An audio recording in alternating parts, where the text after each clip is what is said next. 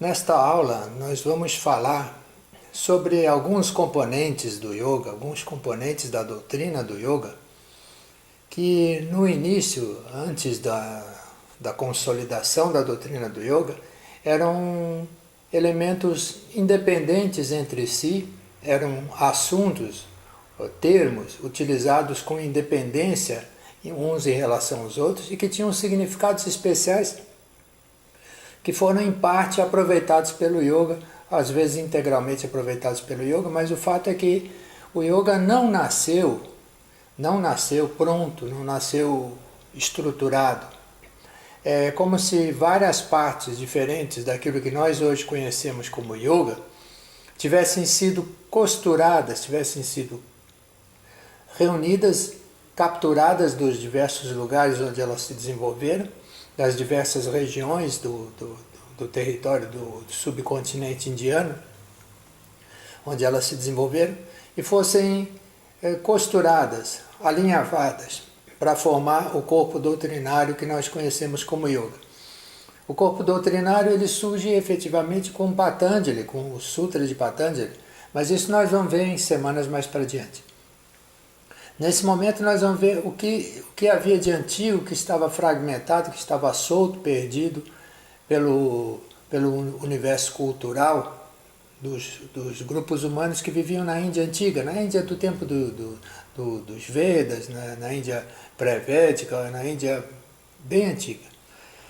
Então o primeiro elemento que nós reconhecemos como um elemento muito antigo e que tem certa independência, mas que é muito importante na doutrina do yoga, mas tem uma certa independência na sua origem, é o conceito de samadhi. O samadhi, que nós hoje identificamos, muitas pessoas, muitos envolvidos com yoga, identificam como se fosse o objetivo do yoga, embora não seja.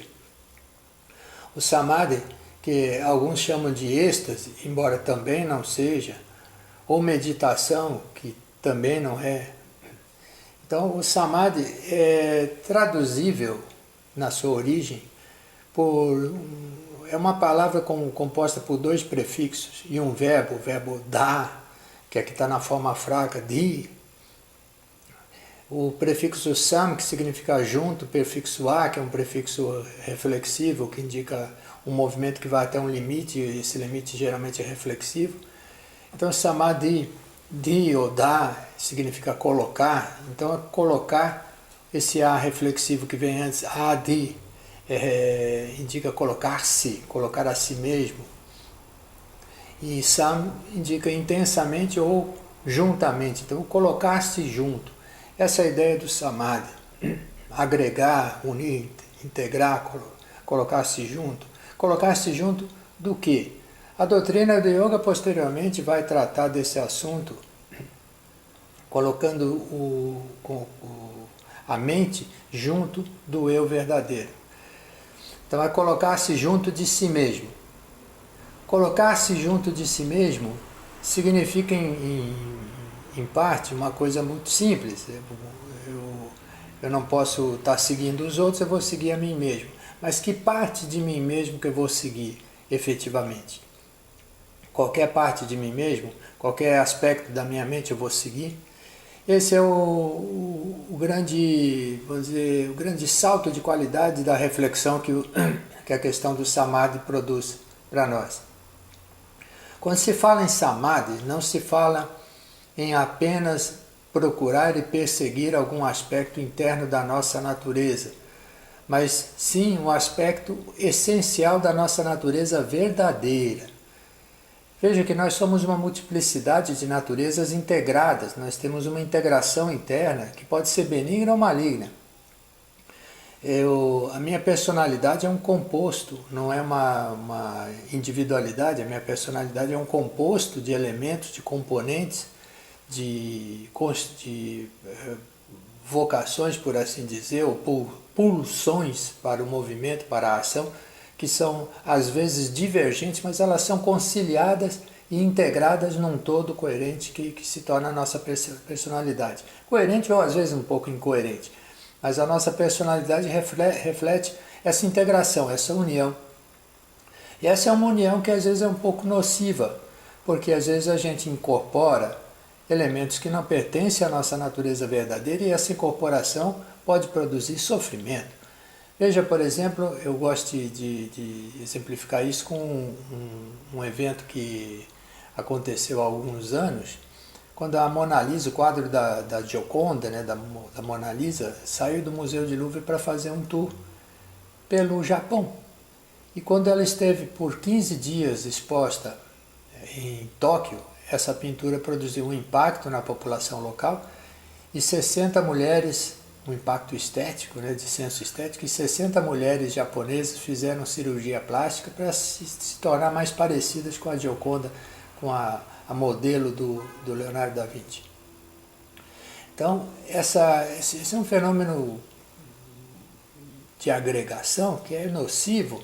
A pessoa está rejeitando a sua própria aparência em favor da aparência de uma outra pessoa. Ela quer se tornar outra pessoa, ela quer se tornar parecida com outra pessoa. Isso é uma coisa que se agrega, se integra, se une perfeitamente à nossa personalidade, mas é nociva, é ruim.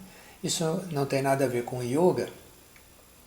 Quando se fala em samadhi, não se fala nesse tipo de agregação, mas um tipo de agregação diferente. A Hatha Yoga Pradipika, quando fala do samadhi, identifica o samadhi como o mani. Mani significa aquele que tem a mente elevada, que está com a sua mente trazida para o alto. Mani é também colocado como sinônimo de Raja Yoga. Na mesma obra, a Hatha Yoga Pradipika, ele aparece dessa forma, como sinônimo de Raja Yoga. Mas o que é Raja Yoga? Raja Yoga não é a doutrina de Patanjali? Não é a doutrina de Patanjali. Raja Yoga é o uso do soma, de uma essência vegetal que se fazia nos rituais de sacrifício védicos. E esse sacrifício sacrifício dos vegetais, na verdade, é a extração de uma essência espiritual, vamos chamar assim, que é o soma, que está presente no caule, concentrado no caule, mas presente em toda a substância dos vegetais, de todo tipo de vegetais, todos eles têm o soma. E o soma é extraído com mantras, é extraído através de um ritual especial da tradição védica e transformado numa bebida misturado a leite, coalhada, cevada, mel, e essa beberagem se acredita que junto com o soma, por causa da presença do soma, como se o soma fosse uma essência homeopática, vamos dizer assim, essa beberagem produz na pessoa uma elevação dos seus pensamentos, uma elevação da sua mente, produz na pessoa uma pulsão para pensar coisas elevadas e por isso ela se torna um kaviri, um poeta. Essa é a essência do ritual do sacrifício dos vegetais, cujo objetivo é elevar a mente do oficiante e daqueles que beberem essa bebida produzida no ritual, de modo a elevar a sua mente. Por isso, Raja Yoga, o uso do soma, por que o uso do soma é chamado de Raja Yoga? Porque a palavra yoga significa utilização, ajustamento, adequação, e Raja é o modo como era chamada essa essência do soma, o rei do reino vegetal, do reino das plantas, o rei de todos os vegetais, é o princípio que está residindo no coração dos vegetais. Assim como na tradição do yoga, o Ishvara, o soberano, o comandante, ele reside no coração de todas as criaturas. Então, o soma reside no coração de todos os vegetais, e ele é, portanto, o rei. O rei é que tem assento no coração. Então, o uso do rei, o uso do soma, é Raja Yoga, que é sinônimo de Unmani, elevação dos pensamentos, que é sinônimo de Samadhi, que é colocar-se junto. Então, colocar-se junto é colocar-se junto ao soberano do coração, é colocar-se junto a esse impulso, essa força natural que nos eleva, que nos empurra para o alto. Então, o termo Samadhi é um termo antigo e independente, ele não tinha vinculação necessariamente com doutrina do yoga, mas ele é usado em vários trechos, em várias obras, especialmente nos épicos. Ele é utilizado com o sentido de juntar-se, colocar-se, ajustasse, agregar-se a alguma coisa, e também com o sentido da concentração yógica, ou seja, ele aparece com os dois sentidos, o genérico e o específico, já nas obras como o Mahabharata, aparece na Bhagavad Gita, Samahita, ou seja, aquele que alcançou o Samadhi, que alcançou essa integração com o eu interno, com o coração. Então essa integração do colocar-se junto de si mesmo, junto da parte mais elevada de si mesmo, não da parte de qualquer parte de si mesmo. Não é como as coitadinhas das japonesas que foram fazer cirurgia plástica para ficar parecidas com a Mona Lisa. Elas estão seguindo um impulso do desejo de um aspecto baixo da sua mente, um aspecto rasteiro da sua mente que está afastando elas da sua própria natureza e não aproximando elas da própria natureza. E esse aproximar-se da sua própria natureza, verdadeira natureza, é claro, esse aproximar-se dela que é expresso pelo termo Samadhi. O termo Samadhi é acompanhado, portanto, surgido e veiculado em obras que são do período final da Era Védica e do período inicial da tradição do Yoga. O uso dele é praticamente contemporâneo à época de Patanjali, vai de 700 a 500, 400 anos antes de Cristo, antes da nossa era, o início do uso desse termo com esse sentido que vai ser aproveitado pelo Yoga. Ele deu título para um capítulo inteiro dos 4 capítulos do Sutra de Patanjali, um capítulo inteiro dos 4 capítulos da Hatha Yoga Pradipika, o último dos capítulos, o último capítulo da Hatha Pradipika, o primeiro capítulo do Sutra de Patanjali, eles se chamam Samadhi. Então, Samadhi é um termo importante, mas era um termo independente, ele não era vinculado necessariamente à doutrina do Yoga, não era um termo que estivesse obrigatoriamente vinculado ao Yoga. O Samadhi, ele é um termo relativamente tardio, dessa época que nós estamos falando, 700 a 400 a.C., é uma época tardia para aparecer um termo específico para o Yoga. Mas há termos mais antigos, como por exemplo o termo prana e pranayama, que são termos que eram tratados nas Upanishadas, com o sentido que nós conhecemos vamos falar sobre o sentido que nós conhecemos. O sentido que nós conhecemos para o prana é como se fosse a respiração, o sopro, a vitalidade no ato de respirar. Mas o prana representa, na verdade, segundo os termos mais antigos, o seu contexto mais antigo, representa o movimento abstrato. Representa o aspecto espiritual das coisas. O aspecto espiritual é aquilo que dá vida para as coisas, que dá inteligibilidade para as coisas, que dá às coisas o seu sentido natural. Então, o prana é mais do que simplesmente uma respiração, muito mais do que uma respiração, mas ele é uma essência espiritual. Por que ele é representado pelo vento, pela respiração? Porque como o ar é invisível, nós não vemos o ar. Nós só sentimos a presença do ar quando ele se movimenta e, pelo tato, nós percebemos a existência do ar. O ar, no sopro ou no vento, ele produz impacto na nossa pele, ele se torna perceptível para a nossa pele. Por isso, o sentido que é atribuído ao ar é o tato. O órgão sensorial do ar é o tato. E assim também o espírito. O espírito só se percebe pelo movimento, pela dinâmica, pela atitude, pelo comportamento que uma pessoa assume, nós percebemos o seu espírito. Não, o espírito por si só é invisível. Se a pessoa não se mexer, não fizer nada, nós não sabemos qual é o espírito dessa pessoa. Nós não sabemos avaliar o espírito que tomou essa pessoa.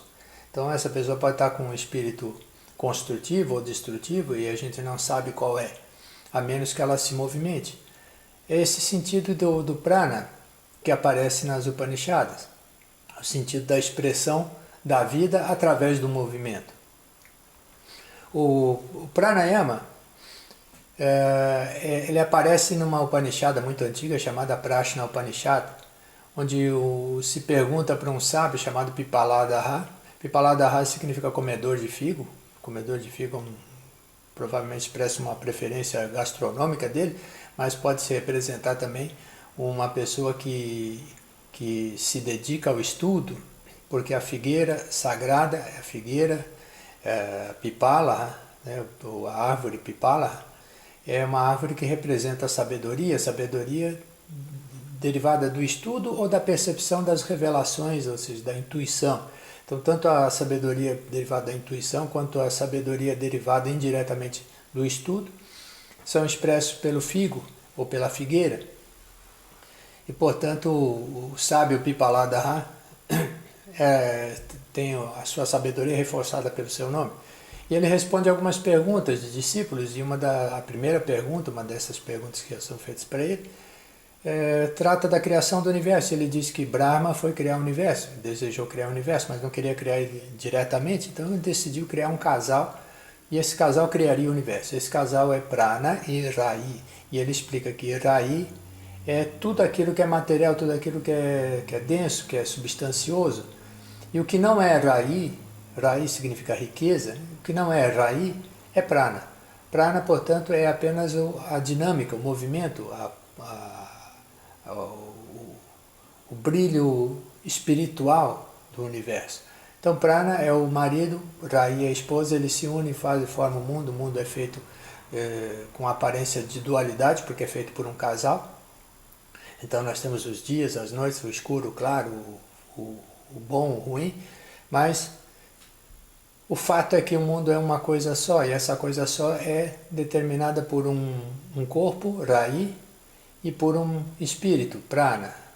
E o espírito expressa efetivamente o comportamento, a atitude de Brahma, ou seja, o movimento puro, a pulsão. Eu estou usando muito esse termo pulsão porque é um impulso interno que o universo tem, que o universo traz, carrega consigo, em direção à realização. E esse impulso que nós seguimos quando nos dedicamos, nos aplicamos à prática do yoga. Então esse casal tem uma relação com a criação do universo, e essa criação do universo é a criação pelo sopro vital, pelo sopro básico, pelo vento básico que representa o prana, mas onde prana expressa não o vento material, mas o vento espiritual, ou seja, o movimento que empurra a matéria e que, portanto, impulsiona o ar e faz o ar se movimentar e se transformar em vento. Não é o vento que produz ou que carrega o prana, é o prana que carrega o vento. O prana mais tarde vai ser associado à mente. Nós vamos ter em obras da tradição do yoga afirmações como na Hatha Yoga Pradipika, que nós mencionamos agora há pouco, se diz que ali onde está a mente, ali está o prana. Onde o prana vai, a mente vai. Onde a mente vai, o prana vai. Ou seja, se a mente caminha numa direção, o prana está caminhando naquela mesma direção. Então ele faz um paralelismo entre a mente e o prana. Quem controla a mente, controla o prana. Quem controla o prana, controla a mente. Então os dois expressam, é como se fosse a imagem e o objeto, a imagem refletida no espelho e o objeto. Então um expressa o que o outro está fazendo. Ou seja, se é o concreto, se é o material, é a mente. É a mente produzindo suas ideias. Se é o espiritual, o essencial, é o prana. Prana produzindo as pulsões, os movimentos. Mas o prana, ele também está associado como vento ao sopro do céu, à respiração do Deus celestial, o Deus que representa o oceano de leite, o oceano celestial de onde surgiu o universo, que é o Deus Varuna. E Varuna por representar o oceano de leite, que é a Via Láctea, ele representa o céu noturno. E nós vamos ver que muitos desses elementos constituintes originais do yoga, eles estão associados de alguma forma à noite, à expressão da noite. O prana, embora ele seja descrito na Prashna Upanishad como relacionado ao dia, ao aspecto luminoso do dia, a respiração de Varuna, que é a imagem védica ainda, que se usa para representar o prana como vayu, como o vento, como o deus dos ventos. A respiração, o vento, a respiração noturna, está associada ao céu noturno, à noite, à escuridão. Por que isso? Porque muitas desses termos, dessas práticas ou desses conceitos mais antigos, eles estavam relacionados a práticas iniciáticas, práticas secretas, práticas que eram feitas para integrar uma pessoa num grupo, para estimular essa pessoa a alcançar maturidade na sua adolescência, alcançar a condição da vida adulta. Eram iniciações espirituais que eram feitas de uma forma oculta, ou seja, de uma forma reservada, normalmente feitas durante a noite, no período da noite, para evitar os estímulos visuais distraírem a mente que estaria sendo induzida pelo rito iniciático a um estado de fluxo, né, de um estado de expressão do prana, vamos chamar dessa forma, né, do movimento interno, o movimento espiritual. O prana como expressão do coração, do movimento daquilo que é inconsciente, nós daí a necessidade de ser feito à noite. Então, a vida expressa pelo termo prana, é porque o termo prana acaba se tornando sinônimo de vida, de fenômeno vital, né, de força vital, e prani é o animal, o ser vivo, ser vivente, ser biológico. Então a vida se torna uma espécie de respiração espiritual. A respiração espiritual do mundo é a vida. Existe um termo que é onipresente nas tradições e nas histórias, nas narrativas míticas da Índia, que é o termo tapaha.